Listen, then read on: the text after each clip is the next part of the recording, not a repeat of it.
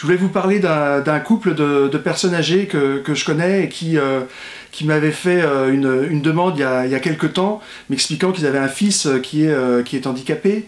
un fils qui avance en âge, et ces personnes-là m'avaient fait une demande un peu touchante, puisqu'ils m'avaient dit Monsieur Loric, nous on s'occupe aujourd'hui de notre fils, mais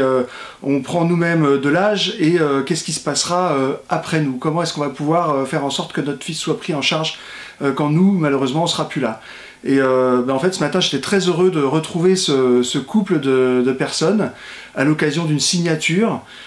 entre l'association des paralysés de France et l'OPAC d'Amiens, et aussi la maison des personnes handicapées de la Somme. Intéressant dans ce projet-là, c'est qu'on aura donc un immeuble de 50 logements, et parmi ces 50 logements, on aura 10 logements qui seront à des étages particuliers. L'accès à ces étages sera sécurisé par un badge. Ça, c'est important parce que ça sécurise à la fois les futurs locataires, et puis aussi, vous imaginez, pour les parents des personnes qui sont dans ces logements-là, qui sont parfois des personnes vulnérables, ça permet d'avoir un lieu sécurisé. En plus de ça, on a la chance, à l'OPAC d'Amiens, d'avoir des gardiens de très grande valeur, de très grande qualité. On aura dans cette résidence-là une personne qui sera présente,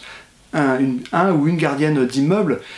qui auront en plus une formation pour accompagner les personnes à mobilité réduite ou les personnes souffrant de handicap, et de manière plus générale, les personnes qui avancent en âge et qui perdent en autonomie.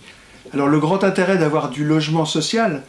à disposition des personnes fragiles qui ont du mal à se loger, c'est aussi le tarif, les loyers qui vont être pratiqués, puisque je vous rappelle que les loyers sont encadrés.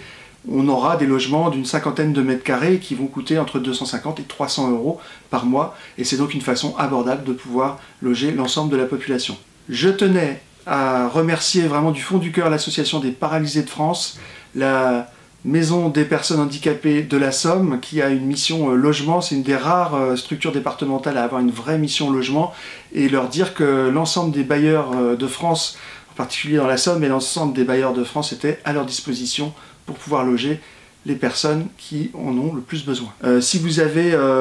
comme l'association des paralysés de France, d'autres idées, d'autres cibles de personnes, de publics que vous souhaitez qu'on puisse accueillir de manière innovante et de manière un peu plus simple, n'hésitez pas à me le faire savoir. À très bientôt.